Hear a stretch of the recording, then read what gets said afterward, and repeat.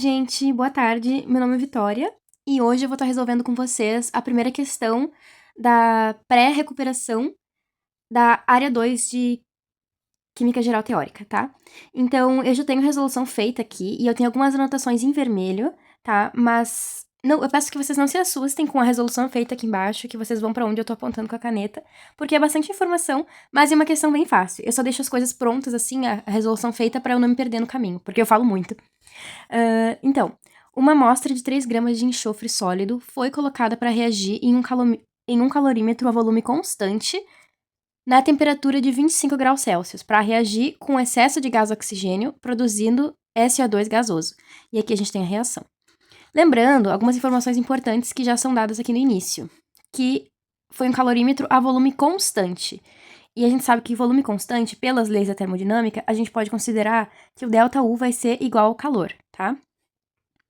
E aqui a gente tem a reação, onde a gente vê um mol sólido, um mol gasoso, e depois resultando em um único mol gasoso, tá? Vamos continuar. A temperatura do calorímetro, quando a reação se completou, aumentou para 27,32 graus Celsius. E a capacidade calorífica, lembrando que a capacidade calorífica é o Czão, do calorímetro é de 12 kJ por Kelvin.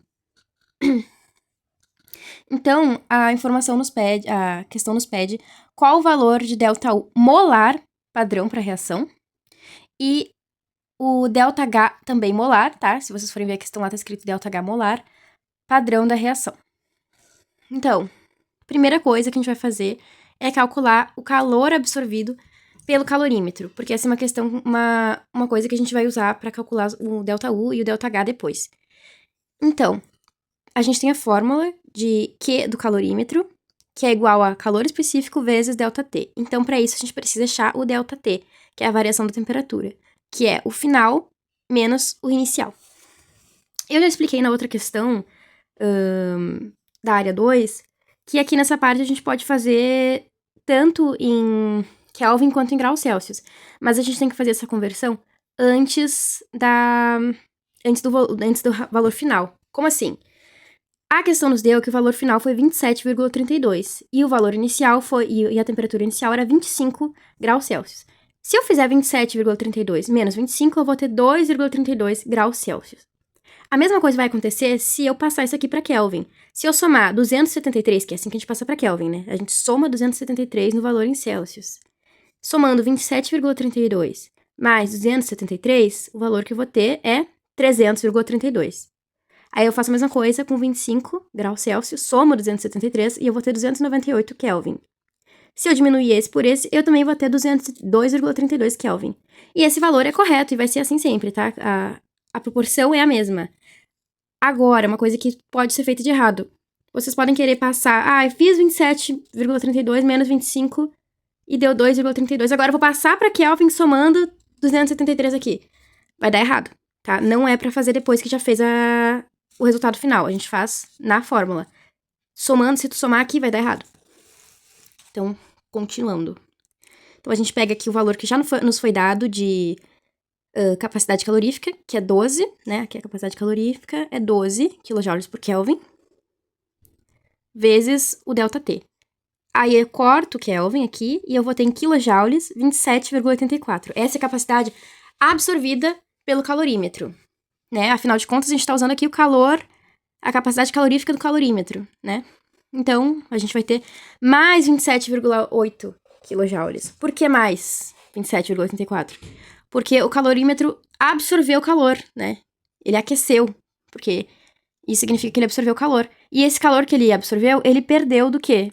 Da reação, que liberou calor. Então, o Q da reação é menos 27,84. Lembrando que o experimento foi feito a volume constante, e que volume constante, pelas leis da termodinâmica, a gente sabe que é igual a ΔU igual ao calor. Então, a gente já tem o valor de ΔU para a nossa amostra, que é menos 27,84 kJ. Então, essa reação aqui, com 3 gramas de enxofre sólido, vai ter um ΔU igual a menos 27,84. Só que a gente não quer o ΔU para essa reação aqui, simplesmente. A gente quer o ΔU molar da reação, e não para essa amostra. Então, para isso, a gente tem que descobrir quantos mols de enxofre a gente tem, tá? Tem duas maneiras de fazer essa parte. Eu vou mostrar a primeira maneira, e depois, se vocês que resolveram sozinhos, podem ter feito de um jeito diferente, que não é errado, que eu vou mostrar depois, tá? Então, primeira coisa é calcular o número de mols de enxofre.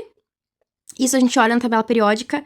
A massa molar de S, que é enxofre, é 32,0 gramas por mol. Então, se eu tenho 32 gramas em 1 mol, 3 gramas, que é a amostra que eu tenho, vai ser X. A gente faz a nossa multiplicação, né? 3 vezes 1, 32 vezes X, divide, vai dar 0,0937 mol. E aí a gente faz também uma regra de 3. Se esse valor aqui da amostra, mols da amostra que eu tenho, é menos 27,84, 1 mol vai corresponder a X, né? E a gente vai ter menos 297 kJ por mol. Agora eu peguei minha outra folha para mostrar o que vocês poderiam ter feito também, que também tá certo. Sabendo que 1 mol de enxofre tem 32 gramas, a gente pode calcular só a questão das gramas mesmo, né? 3 gramas, que é a amostra que eu tenho, é menos 27,84, então 32 gramas, que seria 1 mol, seria X. E aí eu vou ter, no caso, menos 297, né? Desculpa aqui, galera. Menos 297 kJ por mol. É uma maneira de fazer também, que também tá certa, e é até mais fácil. Eu pensei nisso só depois, mas eu quis mostrar as duas formas pra mostrar que as duas são corretas, tá? E aí, por fim, a gente vai calcular o ΔH molar. E nessa reação aqui, a gente deu sorte, porque não tem variação de mols de gás. Como assim? É que a entalpia, diferente ali do ΔU, na entalpia a gente vai considerar o número de mols gasosos, né? Então, ΔH, a gente vai usar essa fórmula, sempre que tiver que calcular ali uma entalpia e tal, a gente vai usar a fórmula do ΔH igual a ΔU, vezes delta, número de mols gasosos, vezes R vezes T. Só que aqui os mols de gás, eles não variam. Olha aqui, vamos olhar a nossa equação. 1 mol sólido, 1 mol gasoso. Então, a gente tem 1 mol gasoso aqui no início. E no final, a gente tem quantos? 1 mol gasoso no final. Então, a gente não precisa considerar essa parte. A gente esquece isso aqui. E a gente vê que ΔH é igual a ΔU. Então, ΔH é igual a menos 297 kJ por mol. Gente, se tiver alguma variação no valor de vocês, provavelmente foi por causa do arredondamento. Pode dar, menos 296,9, alguma coisa assim. Mas aí é uma questão de arredondamento, tá? E a resolução a gente faz assim. E é isso aí, gente. Qualquer dúvida que vocês tiverem, podem mandar pra nós aí.